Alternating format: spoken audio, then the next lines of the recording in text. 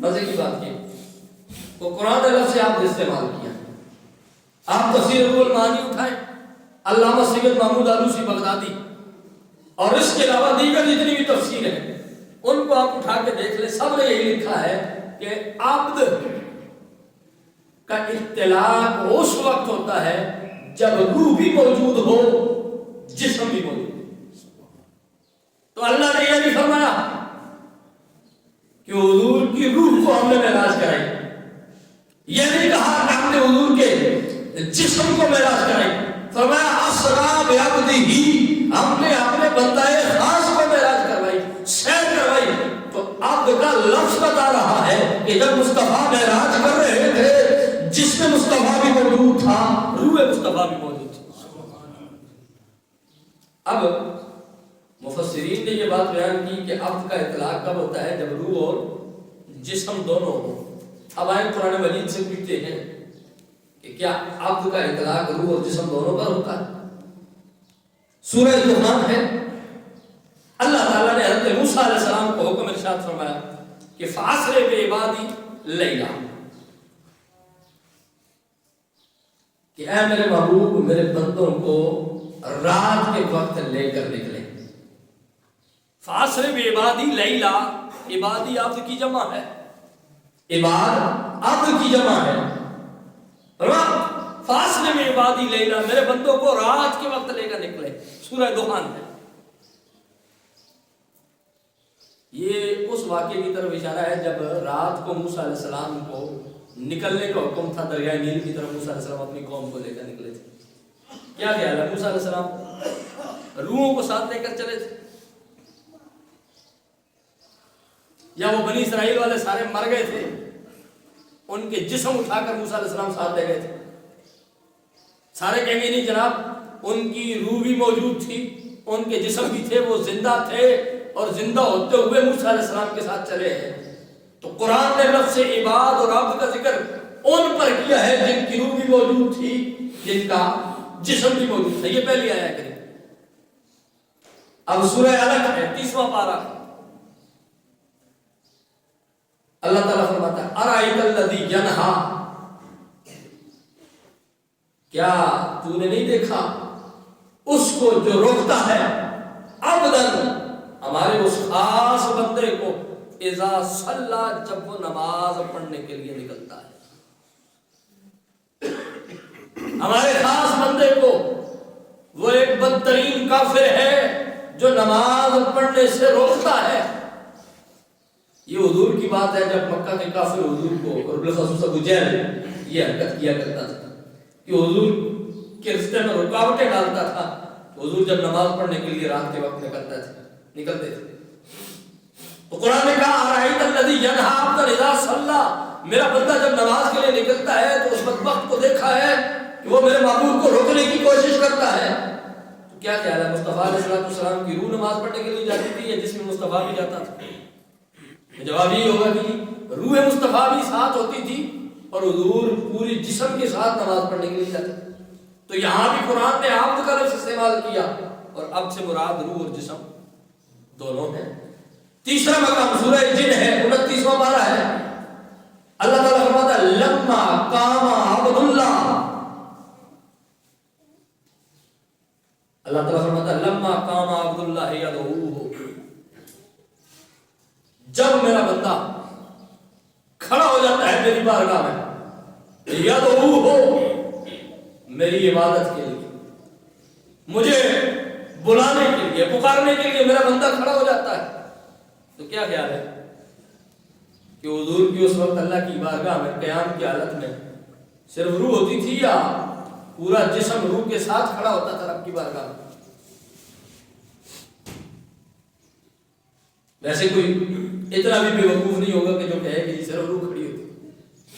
اور اگر کسی کی اتنی مت ماری جائے وہ کہے تو پھر ہم کہیں گے کہ سیدہ عائشہ کی اس حدیث کا کیا کرو گے کہ حضور علیہ السلام کے حوالے سے سیدہ فرماتی ہیں کہ حضور رب کی بارگاہ میں اتنا قیام کیا کرتے تھے، اتنا قیام کیا کرتے تھے، حتیٰ تورمت قدماہ، میرے نبی کے قدم مبارک سوج جاتے تھے.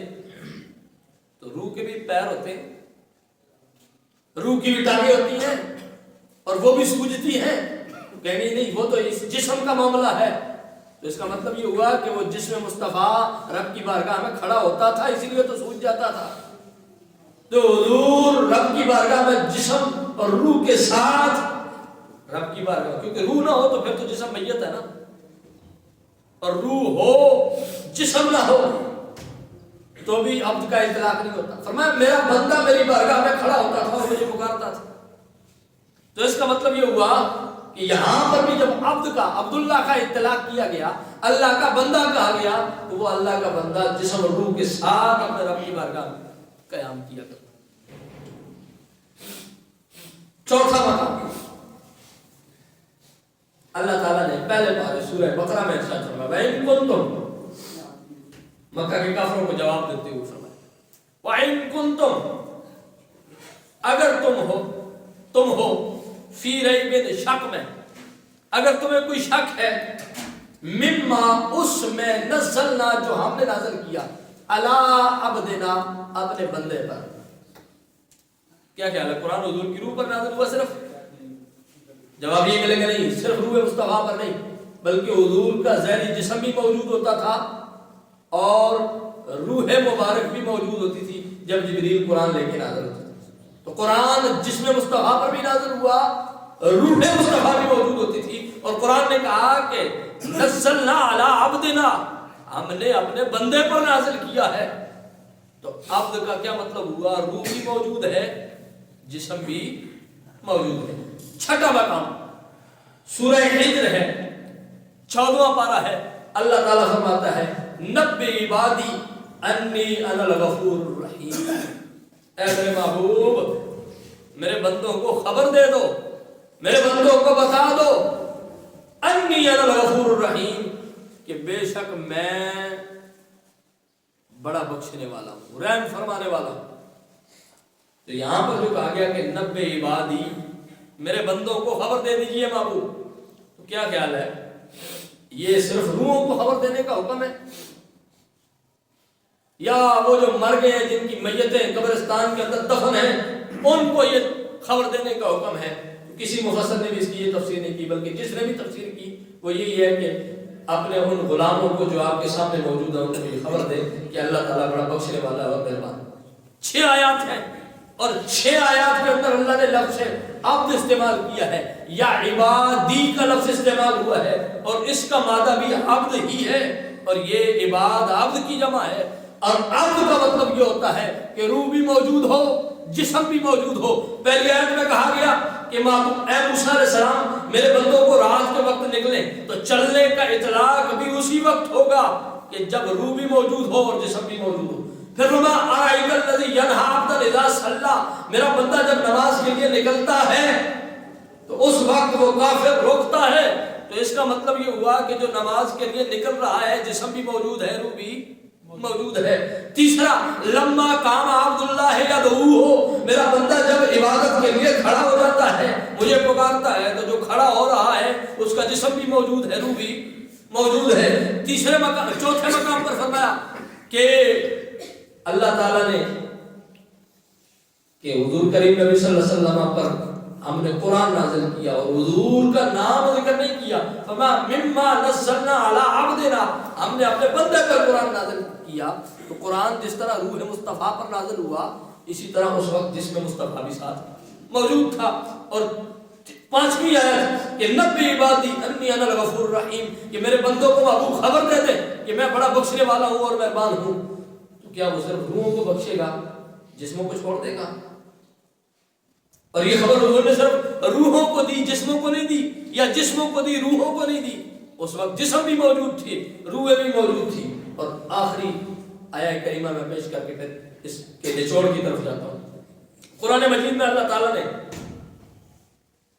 سورہ مریم کے اندر فرمایا، اور یہ عیسیٰ علیہ السلام کا واقعہ ہے۔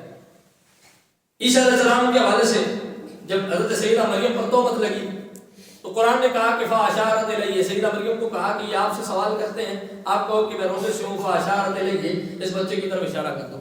سیدہ مریم نے ان کی طرف اشارہ کر دیا۔ قالو، کیفا نکلم من کان فی المہد صبیا، وہ کہنے لگے یہ پنگوڑے والا بچہ کیسے بولے گا؟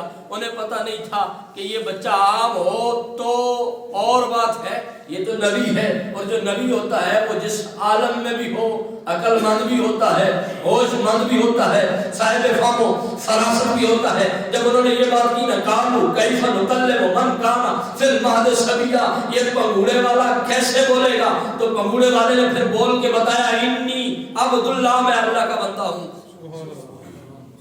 وہ پنگوڑے میں جو لیٹا ہوا تھا وہ صرف عیسیٰ علیہ السلام کی روح تھی؟ نہیں۔ صرف عیسیٰ علیہ السلام کا جسم تھا؟ نہیں۔ جس میں عیسیٰ بھی موجود تھا، روح عیسیٰ بھی موجود تھی، اور روح عیسیٰ اور جس میں عیسیٰ بیک وقت ایک جگہ پر موجود ہو کر یہ کہہ رہے تھے انی عبداللہ، میں اللہ کا بندہ ہوں۔ تو اللہ کے بندے کا اطلاق، عبد کا اطلاق اس پر ہوتا ہے جس کا جسم بھی موجود ہو اور روح بھی موجود ہو۔ آتانی الکتاب، آگے بات کی مجھے اس نے کتاب دی ہے، تو کتاب روح عیسیٰ علیہ السلام کی روح کو ملی تھی یا پورے عیسیٰ علیہ السلام کو ملی تھی؟ وَجَعَلَنِي نَبِيًّا، تو کیا عیسیٰ علیہ السلام کی صرف روح نبی بن کر آئی تھی یا جسم بھی نبی تھا؟ صرف جسمانی اعتبار سے وہ نبی نہیں تھے؟ نہیں، جسمانی اعتبار سے بھی نبی تھے، روحانی اعتبار سے بھی نبی تھے۔ تو نبوت کا اطلاق بھی تب ہی ہوگا جب روح اور جسم دونوں موجود ہو۔ کتاب کے دینے کا ذکر بھی تب صحیح ثابت ہوگا کہ جب روح عیسیٰ بھی موجود ہو، جس میں عیسیٰ بھی موجود ہو، اور عبد کا لفظ استعمال ہو رہا ہے۔ اس وقت عیسیٰ علیہ السلام پنگوڑے کے اندر موجود ہیں، روح عیسیٰ بھی موجود ہے، جس میں عیسیٰ بھی موجود ہے۔ تو اگر اللہ تعالیٰ عیسیٰ علیہ السلام کو عبد کہے، عبداللہ کہے، تو ان کی جسم بھی موجود ہو، روح بھی موجود ہو۔ اگر حضور کے حوالے سے جب نماز کا ذکر کیا جائے، عبداللہ کا لفظ استعمال کیا جائے، جس میں مصطفیٰ بھی موجود ہو، روح مصطفیٰ بھی موجود ہو۔ اگر موسیٰ علیہ السلام کی قوم کا ذکر عبادی کہہ کے کیا جائے تو اس وقت موسیٰ علیہ السلام کی قوم کی روحیں بھی موجود ہو، جسم بھی موجود ہو، اور وہ چلتے پھرتے زندہ موجود ہو، تب ذکر کیا جائے۔ اسی طرح اگر حضور پر قرآن کے نزول کی بات کی جائے تب حضور کا جسم بھی موجود ہو اور حضور کی روح بھی موجود ہو۔